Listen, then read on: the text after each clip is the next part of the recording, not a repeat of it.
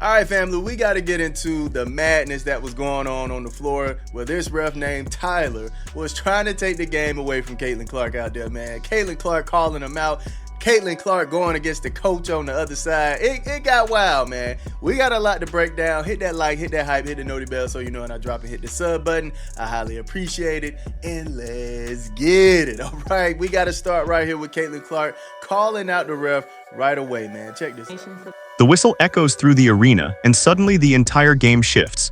Caitlin Clark, the rookie phenomenon who has already shattered attendance records and turned the WNBA into must-watch television, finds herself standing face-to-face with referee Tyler. Not for a hard foul, not for a heated exchange with an opponent. Caitlin Clark is calling out the man with the whistle. She is calling out the Connecticut Sun's coach.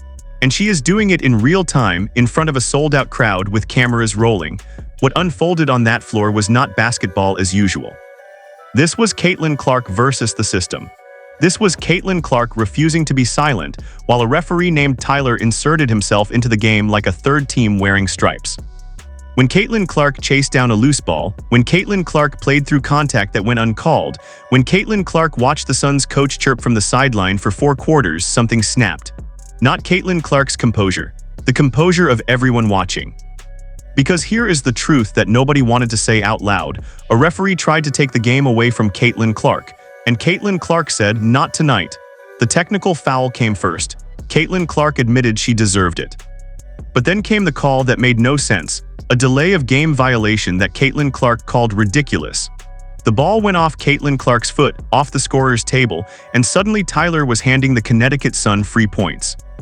Caitlin Clark looked at him and said what everyone was thinking. Nobody came to see you. Nobody paid $200 for a lower bowl seat to watch referee Tyler dictate the rhythm of a playoff intensity game between Caitlin Clark and the Connecticut Sun. This is where the story deepens. Caitlin Clark has been targeted all season. Every rookie goes through a gauntlet, but Caitlin Clark carries something different. The weight of a billion-dollar television deal, the eyes of fans who never watched women's basketball before, and the resentment of opponents who feel Caitlin Clark walked into their league and changed everything overnight. The Connecticut Sun's coach understood that. He chirped, he jawed, he stood on the sideline running his mouth at Caitlin Clark all game long. Nobody came to see you, Otis. Ref trying to look like the superstar here, man. What's going on? Now, also, Caitlin Clark had to come at the coach. Said he was chirping all night. Chirping. Hold on. Look at this, man.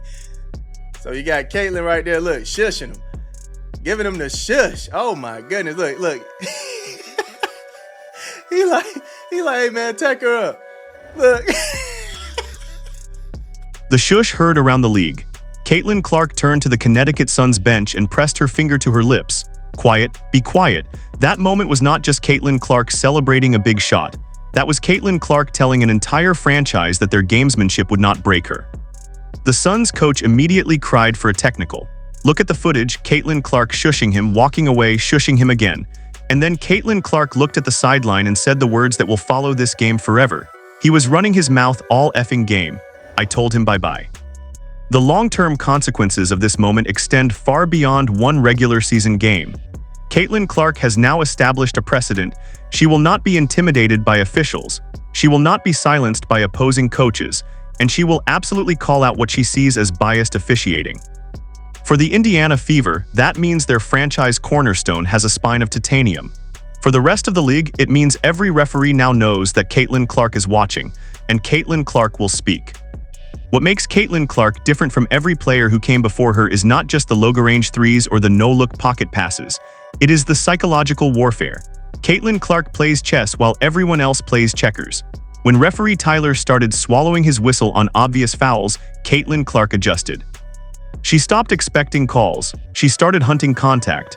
And when the Connecticut Sun's coach kept chirping, Caitlin Clark used that noise as fuel. The psychology here is fascinating. Most rookies would crumble under this pressure. A hostile environment, a referee who seems personally invested in controlling the game, and a veteran coach who knows exactly which buttons to push. But Caitlin Clark has been dealing with hatred since she was a teenager breaking scoring records at Iowa. Caitlin Clark has been told she plays the wrong way, that her game won't translate, that she talks too much and celebrates too hard. Caitlin Clark took all of that and turned it into 2 national championship game appearances. Now compare this to previous WNBA eras. 10 years ago, a rookie guard calling out a referee would have been fined, benched, and labeled difficult. The league protected its officials and its veteran hierarchies, but Caitlin Clark exists in a different world. Caitlin Clark brings more viewers than some NBA games. Caitlin Clark has the leverage to say what she sees. And what Caitlin Clark saw was referee Tyler asserting himself into a game that did not belong to him. Trying to set this screen, and how it's not even set. Look at this. Boom! And knocks Caitlin out. Now, we're going to go through a slow-mo. Don't even worry about it. I just want y'all to see the full thing. Now, I don't know if Stephanie White was trying to ask Caitlin, like, do you need a timeout? Are you okay? Like, I don't know. But Caitlin gets up. She's all right. And look, now Caitlin is having that discussion with Tyler right here, right? She's like, call it. And you're going to see him say, that's enough. Look, watch his mouth. Look. Watch the play. Brittany Griner sets a moving screen on Caitlin Clark, legs wider than shoulder width apart, still sliding, never stationary.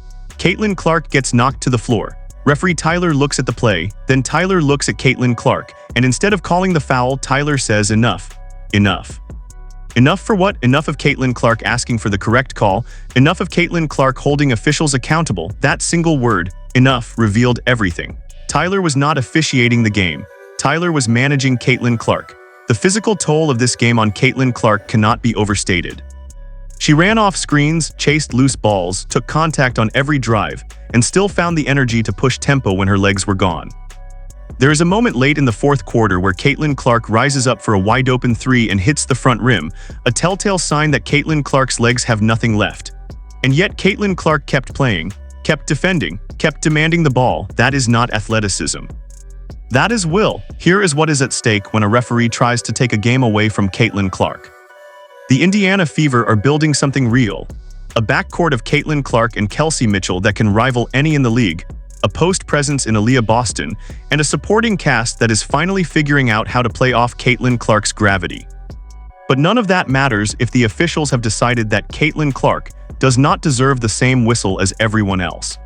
But yeah, man, you see that the ref was trying to take the game away from them. Mind you, the game was close when he did that. They ended up getting, they were down 3. They took that technical, and then they were down 2. So that could have ruined the game, man. Shout out to the Indiana Fever pulling it out. Sophie, Caitlin, man, came in major in the game. Mo, major in the game. Lexi Boers, major in the game, man. Y'all let me know how y'all feel about the info in the video. I love y'all. Y'all keep it smooth. The game was close when Tyler inserted himself. The Fever were down 3, then the technical made it a 2-point game. One bad call, one ego-driven decision, and an entire game could have flipped. But the Indiana Fever pulled it out. Caitlin Clark pulled it out. Sophie Cunningham pulled it out. And when the final buzzer sounded, Caitlin Clark walked off that floor having done something no rookie has done in years. She stared down the referee, shushed the opposing coach, and won anyway. The future predictions are clear. Caitlin Clark will continue to be officiated differently. Some referees will respect her. Others, like Tyler, will let their personal feelings influence their calls. But Caitlin Clark will never stop talking. She will never stop pointing at the sideline and shushing the noise. And eventually, the league will have to decide. Do they protect their officials, or do they protect their most valuable player? If Caitlin Clark keeps winning, the answer will be obvious.